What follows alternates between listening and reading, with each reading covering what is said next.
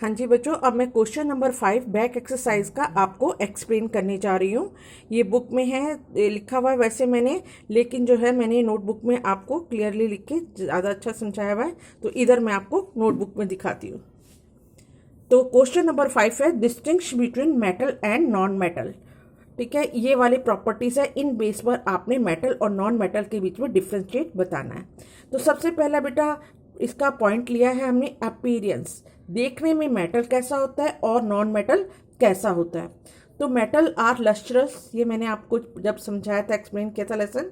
तो लस्ट्रस का मीन्स होता है मेटल जो होते हैं वो चमकदार होते हैं। अपीयरेंस में देखने में कैसे होते हैं, they are lustrous, and non metal are non lustrous, ये चमकदार नहीं होते, डल होते हैं। ठीक है, देखने में। और अब है हार्डनेस, सेकंड पॉइंट क्या लिया है, हार्डनेस। हार्डनेस क्या है, metals are mostly hard, they are generally hard, और दे आर जनरली सॉफ्ट, कौन, नॉन मेटल। ठीक है, अब थर्ड पॉइंट है बेटा मेलिएबिलिटी। मेलिएबिलिटी का मीन्स है which are convert into sheet by hammering. ठीक है, हथौड़ा मारने पर जो शीट में कन्वर्ट हो सकते हैं, मेटल कन्वर्ट हो सकते थे और नॉन मेटल नहीं हो सकते थे। तो ये मेलिएबल है, ये नॉन मेलिएबल है। ओके, डक्टिलिटी, वायर्स के रूप में कन्वर्ट हो जाना। तो मेटल्स आर डक्टाइल और non metal are non ductile. ठीक है, ये क्लियर है। अब है heat conduction.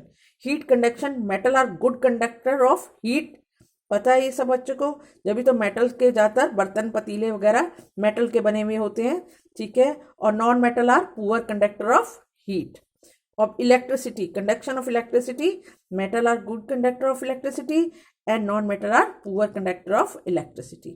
So they are the differences between metal और non-metal. ये 5th नंबर क्वेश्चन कंप्लीट हो गया। अब हम आते हैं 6th पे, गिव रीजन। ये वाला बुक में यहाँ पे ही दिखाया हुआ है question number 6, give reason for the following. ठीक है, यहाँ पे मैंने ये आपको कराया है, इसको देख लीजिएगा, इसके पिक में भेज दूंगी आपको, उसे नोट डाउन कर लेना। ठीक है, क्वेश्चन नंबर 6 है give reason. Aluminium foil are use to wrap food items. Aluminium foil में हम अपने फूड के आइटम्स को रैप कर सकते हैं, लपेट सकते हैं। तो क्यों लपेट सकते हैं बेटा, क्योंकि aluminium foil are use to wrap food items because being they keep the food क्या है, fresh and free from germs. ये हमारे फूड को क्या करता है, फ्रेश रखता है, बाहर के एटमोसफेयर से कांटेक्ट नहीं होने देता फूड आइटम का, इससे फूड फ्रेश रहता है और फ्री फ्रॉम जर्म्स रहता है। तो इसीलिए एल्युमिनियम फॉयल पेपर का हम खाना को लपेटने में यूज करते हैं। सेकेंड है immersion rod for heating liquid are made up of metallic substance.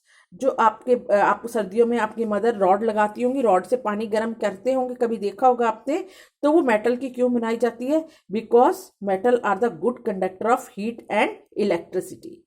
Heat और इलेक्ट्रिसिटी का अच्छा ये होता है, इसमें से मेटल में से पास ऑन ईजिली हो जाती है, इसीलिए इसकी रॉड बनाई जाती है। ओके, नंबर ये है C part, copper can not displace zinc from its salt solution. Copper जो होती है अपने में से क्या है, जिंक को डिस्प्लेस नहीं कर सकती। क्यों, बिकॉज कॉपर जो है वो लेस रिएक्टिव होती है जिंक के कंपैरिजन। ठीक है, because copper is less reactive metal than zinc. ठीक है, तो copper can not displace zinc, तो इसलिए कॉपर जिंक को डिस्प्लेस नहीं कर सकती क्योंकि ये लेस रिएक्टिव है। Okay, now D, sodium and potassium are stored in kerosene.